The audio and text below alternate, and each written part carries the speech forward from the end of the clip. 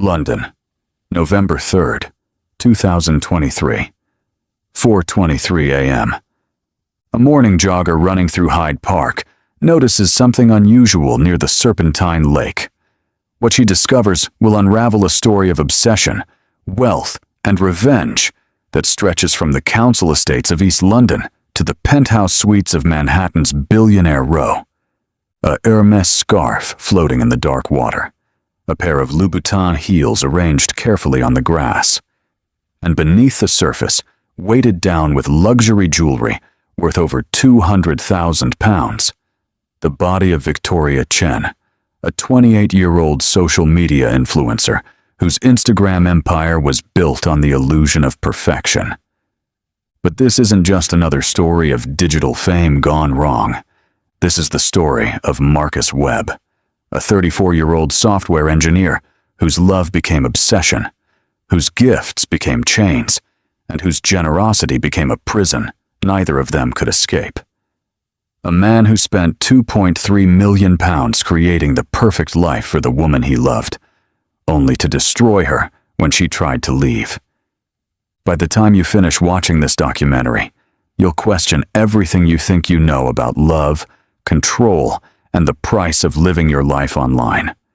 Because sometimes, the person who loves you most is the one who destroys you. And sometimes, the cage is made of gold. If this story already has you hooked, make sure to hit that like button and subscribe, because what you're about to hear gets much darker. To understand how Victoria Chen ended up at the bottom of Hyde Park's Serpentine Lake, we need to go back to where it all began, East London, 2012. The Chen family lived in a 2-bedroom council flat in Tower Hamlets, where mold crept up the walls each winter, and the lift had been broken for 3 consecutive years. May Chen worked double shifts at a textile factory in Bethnal Green, her hands cracked and scarred from decades of industrial sewing. David Chen drove a minicab through London's brutal nights, his shoulders permanently hunched from 14-hour days behind the wheel. But everything changed on a rainy Thursday in March, when David's taxi was hit by a drunk driver running a red light on Commercial Road. He survived the crash, but suffered a traumatic brain injury that left him unable to work. The disability payments barely covered their rent, let alone food for their 2 daughters. Victoria was 16 when her father's accident happened. She barely remembered the man he used to be, the one who sang Chinese folk songs while cooking Sunday dinners, who saved money for months to buy her textbooks for school. But she would never forget what came after. The electricity getting shut off in July because her mother couldn't pay both the utility bill and the rent. The shame of wearing the same 3 outfits to 6th form, rotating them carefully so her classmates wouldn't notice. The sound of her mother sobbing in the bathroom at 3 a.m., whispering prayers in Cantonese to ancestors who seemed to have forgotten them. May took on cleaning jobs after her factory shifts, sometimes working until 2 a.m. scrubbing offices in Canary Wharf, while bankers celebrated promotions in the wine bars below. The irony wasn't lost on her. She was polishing the desks of people who earned more in a day than she made in a year. When Victoria was 17, disaster struck again. An eviction notice appeared on their door, like a death sentence printed on legal paper. May had fallen 2 months behind on rent, and their housing association had run out of patience. That night, young Victoria pressed her ear to the thin wall separating her bedroom from the kitchen. She heard her mother on the phone with her sister in Hong Kong, her voice breaking as she begged for help. "I need £2,000, Ling. I know it's too much, but I have nowhere else to turn. If we lose this flat, I don't know what we'll do. David can't work. Victoria is about to sit her A-levels. Please." The conversation lasted over an hour. Victoria heard every word of humiliation as her mother explained their situation, promised to repay it somehow, and finally accepted the loan that would keep them housed for another few months. Later, May sat at the kitchen table with her head in her hands, unaware that her daughter was watching from the doorway. Through tears, she whispered words in Mandarin that would echo in Victoria's mind for the next 11 years. I will never be this powerless again. Never. Those words became Victoria's North Star. She threw herself into her studies with the desperation of someone who understood that education was the only ladder out of poverty. While other kids scrolled through social media after school, Victoria sat in the public library until closing time, devouring books about business, marketing, and the success stories of people who had clawed their way out of circumstances like hers. But it was during her gap year, while working at a boutique cafe in Shoreditch to save money for university, that Victoria discovered her real talent: creating desire. The cafe attracted Instagram influencers and fashion bloggers, people who carefully stage their oat milk lattes and avocado toast for the perfect shot. Victoria watched them obsessively, studying their angles, their lighting, their captions, the way they curated reality into something more beautiful than life. She started her own Instagram account on a Tuesday afternoon during her lunch break. No followers, no budget, just a second-hand iPhone and an eye for what made people stop scrolling. Her early posts were simple: perfectly arranged flowers at Columbia Road Market, golden hour shots of Tower Bridge, her mother's hands folding dumplings. But there was something different about Victoria's eye. Where others showed life, she created fantasy. Within 6 months, she had 12,000 followers. Within a year, 45,000. By the time she turned 20, Victoria Chen had 200,000 followers and was earning more from brand partnerships than her mother made in a year at the factory. The transformation was intoxicating. Fashion brands sent her free clothes. Restaurants invited her to dine for free in exchange for posts. Hotels offered complimentary stays. For the first time in her life, Victoria experienced what it felt like to be wanted, valued, seen. But the real money came when she learned to sell not just products, but herself, or rather, a carefully curated version of herself. The girl from Tower Hamlets became Victoria Chen, luxury lifestyle and fashion. Her feed showed designer handbags, borrowed from PR agencies, exotic travel, comp stays at hotels, and a life of effortless elegance achieved through 40 takes per photo and hours of editing. It was behind the scenes of a sponsored post for a luxury watch brand that she first locked eyes with Marcus Webb. Marcus was everything Victoria had been taught to distrust: wealthy, privileged, educated at private schools she couldn't have imagined attending. But there was something different about him. Born in 1989 to a family of old money, his grandfather had built a pharmaceutical empire after World War II. Marcus had grown up in a world of boarding schools, ski chalets, and summer homes in the Cotswolds. But where his peers embraced their privilege with careless confidence, Marcus seemed almost embarrassed by it. He'd studied computer science at Cambridge, then worked his way up through various tech startups before building his own app development company that sold to Facebook for £40 million when he was 24. By 28, his personal wealth was estimated at £70 million. But money hadn't brought Marcus what he really wanted: connection.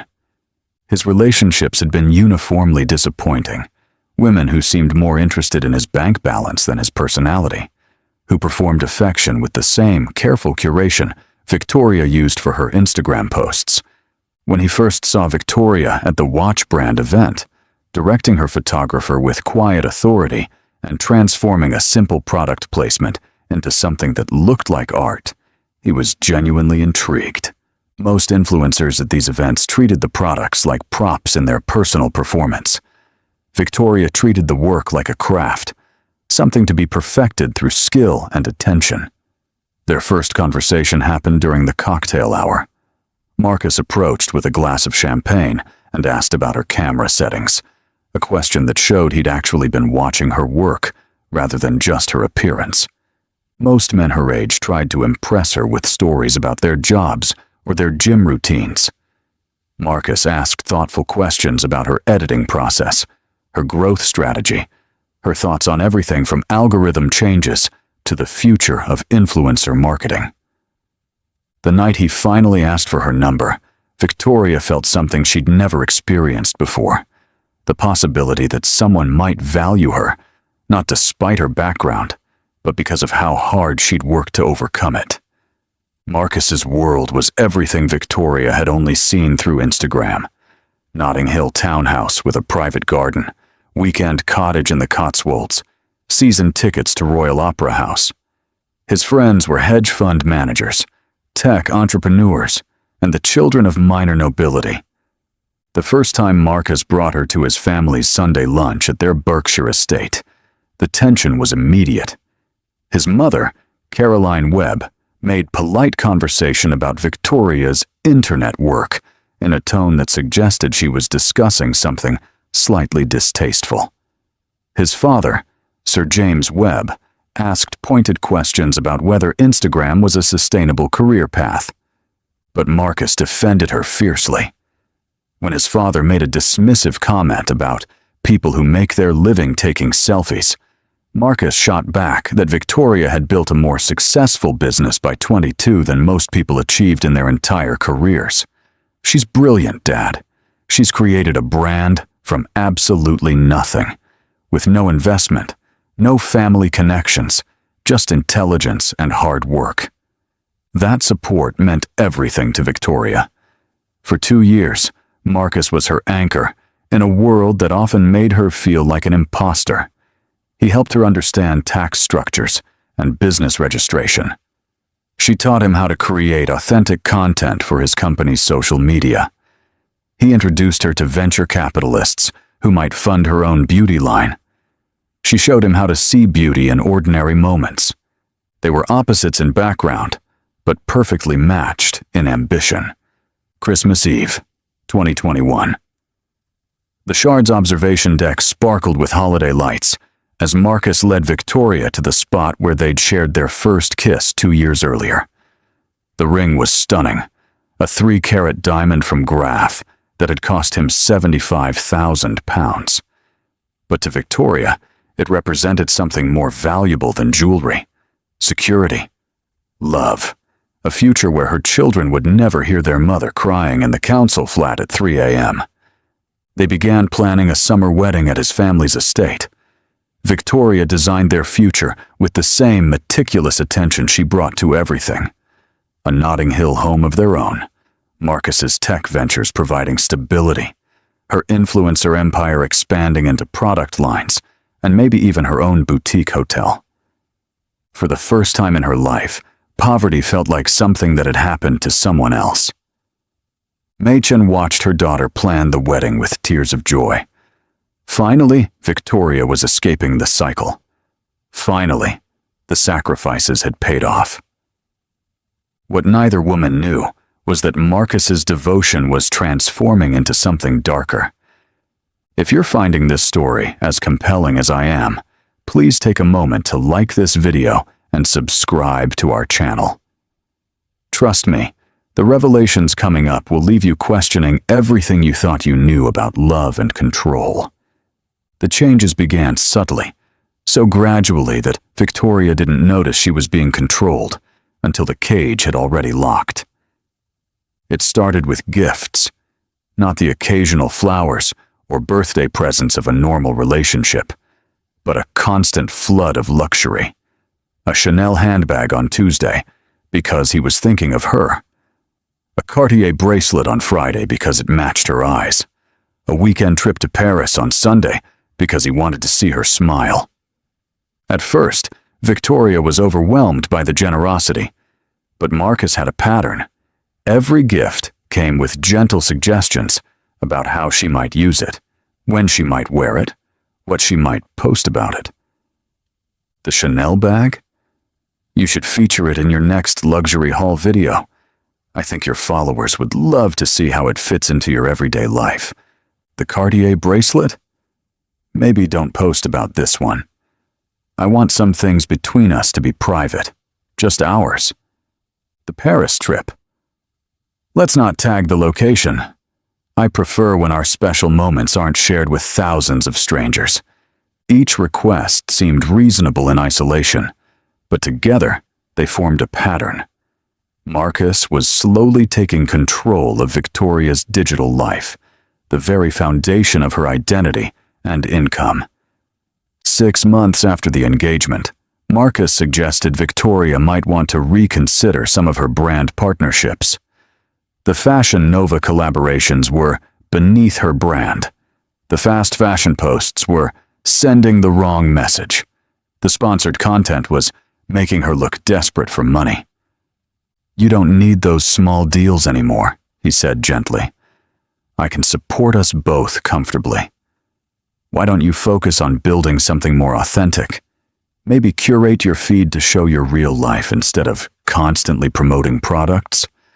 The suggestion seemed caring, a fiancé who wanted his partner to have more freedom. But what Marcus was really doing was cutting off Victoria's financial independence, one brand deal at a time.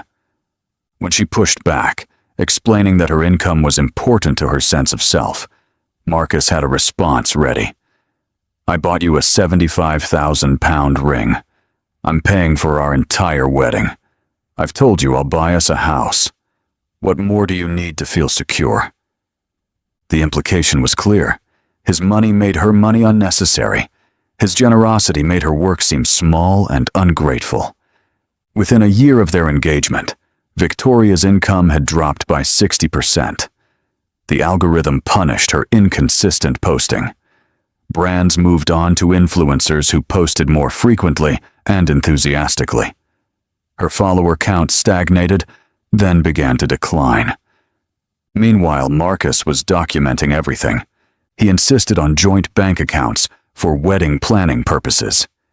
He added his name to her business accounts to help with taxes. He installed financial management software on her laptop to track expenses for their future. He suggested she work from his home office so they could spend more time together. Every change seemed motivated by love and practicality.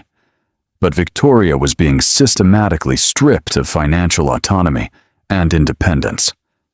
The breaking point came in April 2023, when Victoria discovered a fashion brand wanted her to be their ambassador, a deal worth £150,000 per year, plus equity in the company. It was the opportunity of a lifetime, a chance to rebuild her income and expand her brand beyond Instagram. Victoria was ecstatic. Marcus was devastated. "Do you really need this?" he asked, his voice quiet but tense. "I mean, we're getting married in 3 months. I thought you wanted to focus on building our life together, not chasing Instagram fame." When Victoria insisted the deal was important to her career, Marcus's response was calculated to hit her deepest insecurity. "I just worry that you're so focused on proving something to your mother, to your old classmates, to everyone who knew you in Tower Hamlets. At some point, you need to accept that you've already made it. You're marrying into the Webb family. You don't need to work anymore." The argument that followed lasted 6 hours and revealed the true nature of their relationship. Victoria wanted to take the deal. Marcus wanted her to turn it down. When she refused, he made an offer that seemed generous, but was actually an ultimatum. "If money is the issue, I'll transfer £150,000 into your personal account right now. That way, you have the financial security without having to commit to a year of exhausting work." Victoria, exhausted from arguing and seduced by the immediate cash, accepted. The money appeared in her account the next morning. The brand ambassadorship went to another influencer, and Victoria had just sold her independence for the second time in her relationship. What she didn't know was that Marcus had been planning this moment for months. The £150,000 wasn't a gift. It was a transaction that made her financially dependent on him in a way that felt voluntary. Over the next few months, Marcus's control intensified. He wanted passwords to all her social media accounts for security purposes. He insisted on approving every post before it went live to protect her from embarrassing mistakes.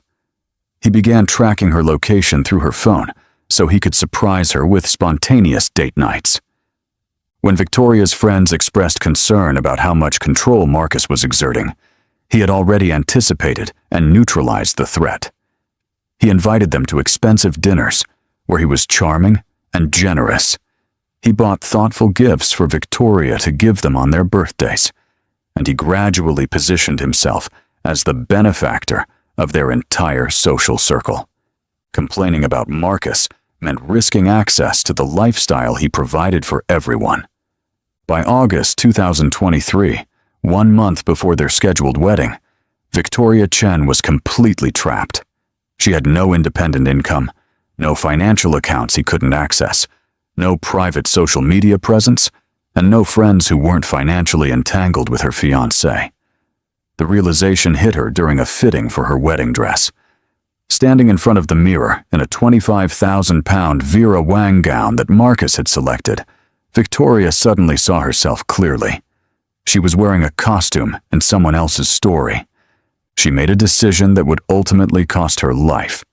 She was going to leave Marcus Webb, but leaving a man who had spent £2.3 million constructing your entire existence isn't as simple as packing a bag and walking away. If this story has gripped you as much as it's gripped millions of others worldwide, please take a moment to like this video and subscribe to our channel. The revelations I'm about to share will challenge everything you think you know about love and obsession.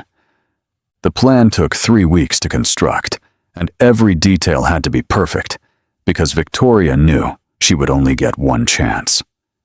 First, she needed money that Marcus couldn't track or freeze. She began selling her designer clothes and jewelry on consignment sites, creating fake email addresses, and having payments sent to a friend's PayPal account. Each Chanel bag, each Cartier bracelet, each gift that Marcus had given her was quietly converted to cash. £47,000 in total. Second, she needed somewhere to go. Her mother's council flat was the first place Marcus would look, and Victoria couldn't risk putting her family in danger. Instead, she reached out to an old friend from her cafe days, Rebecca Torres, who had moved to Manchester and offered Victoria her spare room without asking questions. Third, she needed to disappear from social media without signaling her intentions. Victoria began posting nostalgic content, throwback photos from before she met Marcus, quotes about new beginnings and finding yourself. To her followers, it looked like normal influencer content. To Marcus, it should have been a warning sign. But Marcus was so confident in his control that he missed every signal. The morning of September 15th, 2023, Marcus left for a business meeting in Frankfurt, a trip he'd scheduled months in advance. He kissed Victoria goodbye at 6 a.m., reminded her to post about the new watch he'd given her for their anniversary, and promised to call her from the plane. Victoria waited until his car disappeared around the corner.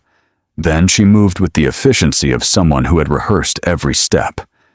She packed one suitcase with practical clothes, nothing designer, nothing traceable. She retrieved the £47,000 cash from Rebecca's house, where it had been hidden. She left her engagement ring on the kitchen counter with a handwritten note. "I'm sorry. I can't be the person you want me to be. Please don't look for me." And then she made her first mistake. She posted a cryptic message to her Instagram story. Sometimes the hardest thing and the right thing are the same thing. New chapter starting today. The post went live at 9:37 a.m. By 9:52 a.m., Marcus had called her 14 times. By 10:15 a.m., he had accessed her location through the phone tracking software he'd installed. By 11 a.m., he had hired a private investigator to find her before she disappeared completely. Victoria made it to Manchester, checked into Rebecca's flat, and believed she was finally free. She wasn't. Marcus Webb was a man who had spent £2.3 million building Victoria's life. He had no intention of letting her walk away from his investment. The campaign to destroy Victoria began immediately and was more sophisticated than any stalking case London police had seen in years.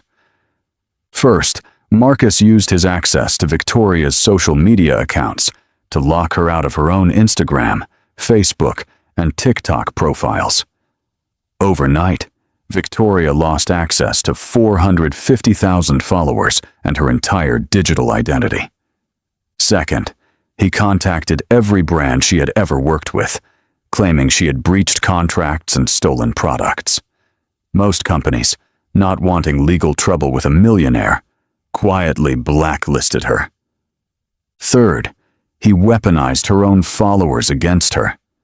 Using her locked Instagram account, he posted a message claiming Victoria had been struggling with addiction and mental health issues, that their relationship had ended because she refused treatment, and that he was devastated, but supporting her from a distance.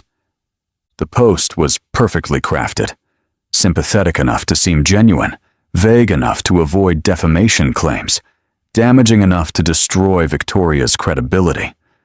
Her followers were divided. Some expressed sympathy and support. Others accused her of being ungrateful and mentally unstable. But the damage was done. Victoria Chen was no longer an aspirational lifestyle influencer. She was a troubled woman who had abandoned her successful fiancé. But Marcus's cruelest weapon was financial. Using his access to their joint accounts and business records, he filed a lawsuit claiming Victoria had stolen £150,000 from him, the exact amount he had transferred to her as a gift during their argument about the brand deal. In the lawsuit, Marcus claimed the money was a loan, not a gift, and that Victoria had fraudulently accepted it with no intention of repayment. He had contracts, text messages, and financial records that he had carefully constructed to support his version of events. Victoria's solicitor explained the nightmare she was facing. Fighting the lawsuit would cost at least £75,000 in legal fees, and even if she won, Marcus could drain her resources through years of appeals and countersuits. "He's not trying to win in court," the solicitor said quietly. "He's trying to make sure you spend the rest of your life in debt and legal battles. He's trying to break you." For 6 weeks, Victoria hid in Manchester, watching her digital identity be systematically destroyed while legal threats mounted. Her mother called daily, begging her to return to London and apologize to Marcus. Her former friend stopped responding to messages, afraid of being associated with her scandal. She was alone, broke, and desperate. On October 31st, 2023, Marcus sent her a message that seemed like an olive branch. "Victoria, I know you're scared and confused. I don't want to fight anymore. I don't want lawsuits or public battles. I just want to talk, face to face, and find a way forward that works for both of us. Meet me at the Serpentine Lake, Thursday morning, 4 a.m. No lawyers, no friends, just us. We can end this peacefully." The message was perfectly calculated. It offered reconciliation without demanding surrender. It suggested privacy and discretion. It promised peace. Victoria knew it was dangerous to meet him alone. Every instinct screamed that this was a trap. But she was exhausted from 6 weeks of fighting, drowning in legal threats, and desperate for any resolution. She told herself she would meet him in a public place, keep the conversation brief, and make it clear she wasn't coming back. She told herself she could handle one final conversation with the man she had almost married. She was wrong. November 3rd, 2023. 3:47 a.m. Victoria arrived at Hyde Park early, wearing dark clothes and carrying nothing except her phone and the letter she had written explaining why she couldn't marry him. The park was deserted at this hour, lit only by scattered street lamps that turned the trees into ominous shadows. Marcus was already there, standing by the water's edge, looking like the man she had fallen in love with. Handsome, well-dressed, vulnerable. For a moment, Victoria almost believed this could end peacefully. "Thank you for coming," he said, his voice soft. "I know you have every reason not to trust me." They walked along the lake's edge, talking in circles about what went wrong. Marcus apologized for being controlling. Victoria apologized for leaving without explanation. Both said things they thought the other wanted to hear. But Victoria made a critical mistake. She told him she wasn't coming back. "I care about you, Marcus. But I can't be with someone who needs to control every aspect of my life.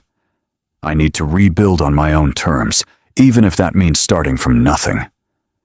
Marcus's expression didn't change, but something shifted in his eyes. The vulnerability disappeared, replaced by something colder. "Starting from nothing?" he repeated. "Victoria, you don't understand. You are nothing without me. Your Instagram following, I helped you build that.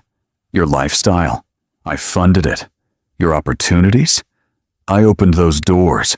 Everything you think you achieved on your own was actually built with my support." Victoria tried to walk away, but Marcus grabbed her arm with surprising strength. "You can't just leave.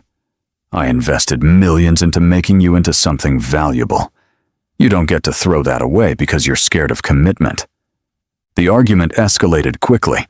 Marcus accused Victoria of being ungrateful and manipulative. Victoria accused him of being controlling and abusive. Both said things designed to wound. But the words that triggered the violence came when Victoria finally articulated what she had been feeling for months. "You don't love me, Marcus. You love the idea of creating me, like I'm some kind of project. You wanted a perfect Instagram wife you could show off, not a real person with her own dreams. You never saw me. You only saw what you wanted me to become." Marcus's composure shattered completely. In his mind, he had given Victoria everything: security, wealth, opportunities, love. And she was rejecting it all, rejecting him, choosing poverty and struggle over the perfection he had built for her. "You ungrateful."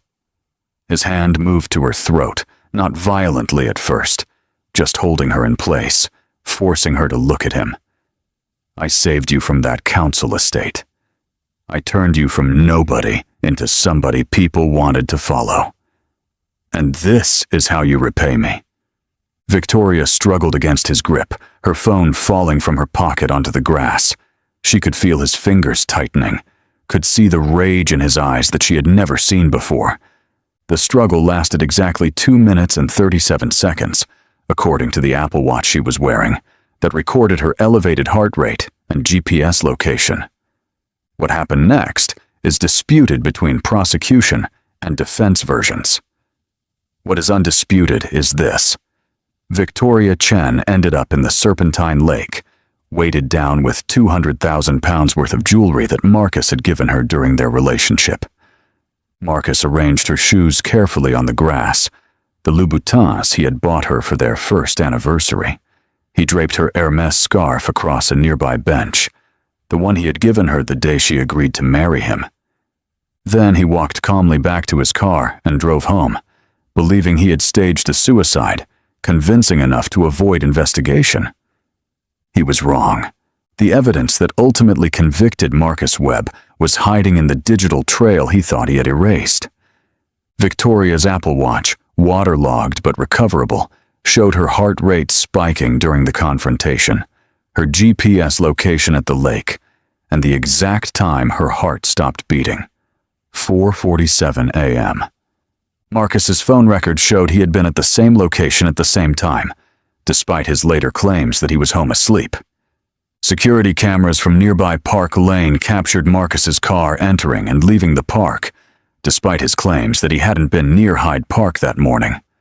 But the evidence that sealed his conviction was Victoria's cloud backup. Before leaving for Manchester, she had documented everything: screenshots of Marcus's controlling messages, recordings of arguments where he threatened to destroy her financially, a detailed diary of how he had systematically isolated her from friends and independence. She had been building a case against him for weeks, never imagining it would be used to solve her murder. Detective Inspector Sarah Morrison, a 20-year veteran of the Metropolitan Police, immediately recognized the signs of coercive control and intimate partner violence. "This wasn't a suicide," she said during the first press conference. "This was murder, disguised as suicide, by someone who understood how to manipulate perception, both on social media and in real life." The manhunt was brief. Marcus was arrested 18 hours after Victoria's body was discovered, still at his Notting Hill home, calmly preparing for a business meeting as if nothing had happened. The arrest footage showed a man completely disconnected from reality, genuinely shocked that anyone would suspect him of wrongdoing. The trial of Marcus Webb became a cultural moment, broadcast live and dissected on social media platforms where Victoria had once built her empire. The central question wasn't whether Marcus had killed Victoria. The evidence was overwhelming. The question was why, and whether society would recognize coercive control as a form of violence that could lead to murder. The prosecution, led by Crown Prosecutor Janet Richardson, QC, painted Marcus as a predator who had identified a vulnerable young woman and systematically destroyed her autonomy. Ladies and gentlemen of the jury, this case is about control. Marcus Webb didn't fall in love with Victoria Chen. He fell in love with the idea of creating her. He spent £2.3 million not building their life together, but building a cage. And when she tried to escape that cage, he killed her rather than let her go. The prosecution presented evidence of financial abuse, technological stalking, and psychological manipulation. They brought in expert witnesses on coercive control who explained how wealthy abusers use money as a weapon. Character witnesses painted Victoria as ambitious and hardworking, someone who had built success from nothing before Marcus entered her life. The defense, led by renowned barrister Simon Blackwell QC, presented Marcus as a man destroyed by love, whose generosity had been mistaken for control. Marcus Webb loved Victoria Chen deeply and completely. Every gift, every opportunity, every gesture was motivated by genuine affection. Yes, he was devastated when she left. Yes, he made mistakes in how he responded to her departure, but he didn't kill her. This was a tragic accident, a confrontation that escalated beyond what either of them intended. The defense argued that Victoria had drowned accidentally during an argument, that Marcus had panicked and staged the scene to look like suicide, but that he never intended to kill her. They brought in witnesses who testified about Marcus's charitable work, his kind treatment of employees, his reputation as a thoughtful and gentle person. The most dramatic moment came when Marcus himself took the stand, spending 4 days recounting his relationship with Victoria in excruciating detail. His testimony was compelling and emotionally devastating. He described falling in love with Victoria's drive and creativity. He cried when describing how her rejection made him feel worthless, despite all he had done for her. But under cross-examination, Prosecutor Richardson dismantled his sympathetic narrative with surgical precision. "Mr. Webb, you claim you loved Victoria, but did you love her enough to let her leave?" I wanted her to stay, but if she wanted to leave, I would have accepted. That's not what I asked. Did you love her enough to let her build a life without your control, without your money, without your approval?" The silence that followed lasted 37 seconds. Marcus's answer revealed everything the prosecution needed the jury to understand. "She didn't need to build anything without me. I gave her everything. Why would she want to start over when she already had perfection?" The jury deliberated for 9 hours over 2 days. The verdict was read on a cold Thursday afternoon in front of a packed courtroom and television cameras broadcasting to millions worldwide. Guilty of murder. Guilty of coercive control. Guilty of perverting the course of justice. Marcus Webb was sentenced to life in prison with a minimum term of 28 years. The judge's remarks during sentencing were stark. "Mr. Webb, you believed that because you had money, you had the right to control another person's life. You believed that because you provided financial support, you owned Victoria Chen. You were wrong. Your wealth does not grant you ownership of another human being. Your generosity does not excuse your violence. You did not love Victoria Chen. You loved controlling her. And when you could no longer control her, you killed her." Today, Marcus Webb sits in HMP Belmarsh, maintaining his innocence in letters to journalists and appeals to advocacy groups. He has given several interviews claiming that he was a victim of a justice system that demonizes successful men who love deeply. His family continues to support him financially, funding appeals that legal experts say have virtually no chance of success. Victoria Chen's Instagram account, frozen since her death, still shows the carefully curated images of luxury and perfection that attracted hundreds of thousands of followers. The comment sections have become memorials, filled with messages from women who saw themselves in her story. Mei Chen continues to live in the Tower Hamlets council flat, where she raised her daughters.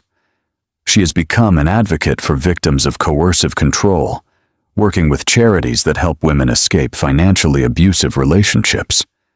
She visits Victoria's grave every Sunday, bringing chrysanthemums, Victoria's favorite flower, and speaking to her daughter in Cantonese, sharing stories about the community organizing work she's doing in Victoria's memory. But the most profound impact of this case isn't in courtroom verdicts or prison sentences. It's in the conversations it sparked about the dark side of social media perfection and the ways wealth can be weaponized against the vulnerable. Was Victoria Chen always going to end up in that lake? Or were there moments where different choices could have saved her life? Could this tragedy have been prevented if someone, her mother, her friends, her followers, had intervened when the warning signs first appeared? Did Marcus Webb truly believe his control was love? Or did he always understand that what he was doing was abuse disguised as generosity?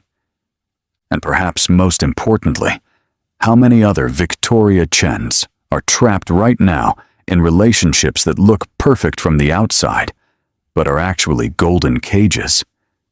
These questions matter because similar relationships are happening right now in cities around the world between wealthy benefactors and ambitious young people who don't realize they're being controlled until it's too late.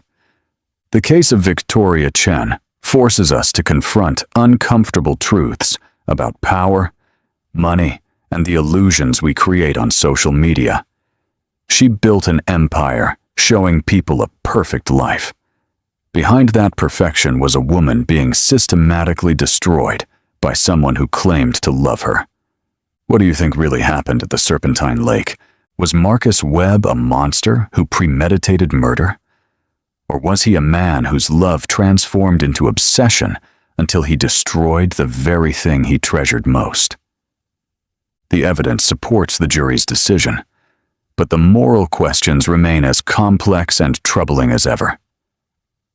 Share your thoughts in the comments below. What aspects of this case trouble you most? What warning signs should we all watch for in relationships? How do we distinguish between generosity and control? If this case has fascinated you as much as it has fascinated me, please make sure to subscribe to our channel and hit that notification bell. Next week, we're diving into another case that will challenge everything you think you know about life, choices we make, and the real-world consequences. Don't forget to share this video with anyone who loves true crime. They'll thank you for introducing them to one of the most complex cases of coercive control leading to murder. Until next time, remember, sometimes the most dangerous person is the one who claims to love you most. Sometimes the perfect life you see online is hiding something dark. And sometimes the cage is made of gold, but it's still a cage. The case of Victoria Chen and Marcus Webb reminds us that real life is messier than Instagram filters, that human motivation is more complex than social media narratives, and that control disguised as love is still control. Thank you for joining me on this journey into the dark intersection of wealth, social media, obsession, and murder. The questions this case raises about modern relationships, digital identity, and financial control will stay with you long after the credits roll.